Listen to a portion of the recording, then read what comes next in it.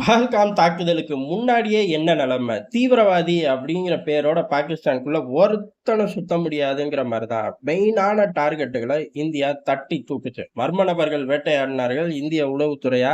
இல்ல அவனுங்களுக்குள்ள உள்ள உள்ளூர் சண்டையா? நமக்கு தெரியாது. இந்தியா கிளைம் பண்றதில்ல.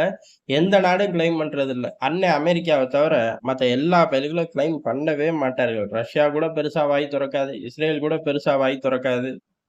அமெரிக்கா மட்டும் தான் நேரடியா வாய் தொறப்பார்கள். காரணம் பெரிய அண்ணன், முடிஞ்சா செஞ்சுக்கப்பார் அப்படிங்கிற ஒரு கெத்த காட்டுறதுக்காக. அது ஒரு பக்கம் இருக்கட்டும். இந்த மாரி நம்மளா செய்ய மாட்டோமா அப்படின்னு ஏங்கிட்டு இருக்கும்போது, கடந்த சில ஆண்டுகளாக ஏன் நல்லா சிறப்பா செய்வோமேப்பா அப்படின்னு பாகிஸ்தானுக்குள்ள இறங்கி செய்ய ஆரம்பிச்சார்கள். இதுல ஹெவி வெயிட்டான ஆட்கள் ஒவ்வொருத்தனா விழுந்தார்கள். இப்ப பஹல்காம் தாக்குதலுக்கு மூளையா செயல்பட்ட சைஃபுதா காலிஃப் சுட்டுக் கொல்லப்பட்டிருக்கான். இவன் தான் பஹல்காம் தாக்குதலுக்கு மூளை அப்படின்னு சொல்லப்படுது. திட்டங்கள் தீட்டுறது, அதுக்கான ஃபண்டுகள ஒருங்கிணைக்கிறது, ஆட்கள பிடிக்கிறது, அதுக்கப்புறம் இந்தியாக்குள்ள அனுப்புறது. இந்த மாரி ஒட்டுமொத்த ரோட் மேப்பையும் பார்த்தது பஹல்காம் தாக்குதல்ல இந்த பய தான் அப்படிங்கிறது நிரூபணம் ஆயிருக்கு. இப்ப அந்த பயலுக்கு தான் மர்ம நபர்கள் டிக்கெட்ட கிழிச்சு கையில தந்திருக்காங்க. என்ன ஒண்ணு அப்படின்னா, பல காலமா இவன் பாகிஸ்தானுக்குள்ளேயே இல்ல.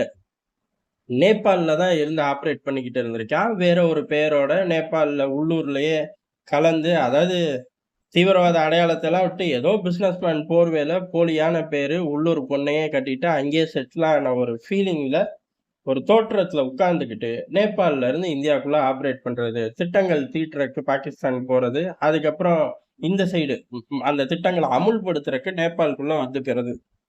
இந்த மாரி ஒரு போக்குவரத்திலே இருந்தால், கடைசியில மர்ம நபர்களோட வேட்டை அப்படிங்கிறது ஜாஸ்தியான உடனே, நேபாள் நமக்கு பாதுகாப்பு இல்ல அப்படின்னு சொல்லி பாகிஸ்தானுக்குள்ள ஓடி போய் ஒளிஞ்சுக்கிட்டான். பாகிஸ்தானுக்குள்ள ஓடி போய் ஒளிஞ்சாலும் பாதுகாப்பு இல்ல அப்படின்னு சொல்லி ரொம்ப நாள் ஆப்பரேட் பண்ணாமயே இருந்துட்டான். காரணம் முக்கியமான ஆட்கள தான் தட்டி தூக்குறார்கள். எவன்லாம் உட்கார்ந்து ஆப்பரேட் பண்றானோ, அவன தான் தட்டி தூக்குறார்கள். சரி இனிமே வீட்ட விட்டே வெளில போ வேணாம் அப்டின்னா, சோத்துல விஷத்த வச்சர்றாய்ங்க. அப்ப ஒரே வழி திட்டங்கள் தீட்டாம உட்கார்ந்திருக்கிறது தான் அப்படின்னு சொல்லி, உட்கார்ந்திருந்தவன் தான் இவன். ஆனா, பஹல்காம் தாக்குதல் அப்படிங்கிறது ராணுவம் பிரஷர் பண்ணுச்சா, உளவுத்துறை பிரஷர் பண்ணுச்சான்லாம் நமக்கு சிந்திக்க தேவையில்ல. அமைதியா இருந்த பயலுக ஒரு தாக்குதல தொடுத்தாய்ங்க. அந்த தாக்குதல தொடுத்த உடனே தீவிரவாதி மட்டும் இப்ப அடி வாங்கல. சேர்ந்து பாகிஸ்தான் ராணுவமும் அடி வாங்கிட்டு இருக்கு. அதனால தான் நடு நைட்ல ஃபோன போட்டு கால்ல விழுந்தாய்ங்க. "அப்பா சாமிகளா எங்கள விட்டுருங்கடா" அப்படின்னு. அந்த மாரி இவன் தான் மூளை. சைஃபுல்லா காலிப் தான் முக்கியமான தலைவன் அப்படிங்கிறனால, பஹல்காம் தாக்குதலுக்கு திட்டங்கள் தீட்டுனது இவன் தான்னு உறுதியாயிருச்சு. ஏறக்குறைய பெரிய அளவு மிசைல் தாக்குதல்லயும் இவன தான் குறி வச்சிருக்கார்கள். ஆனா பையன் அதுல சிக்கல. அதுக்கடுத்து வழக்கம் போல மர்ம நபர்கள் ஆப்பரேஷன் தான் பாகிஸ்தானுக்குள்ள தாறுமாறா ஆப்பரேட் பண்ணிக்கிட்டு இருக்கக்கூடிய காலகட்டம்ல போட்டு தள்ளியாச்சு. இது பஹல்காம் தாக்குதலுக்கான ஒரு பழி தீர்க்கும் சம்பவமா தான் பார்க்க முடியும்.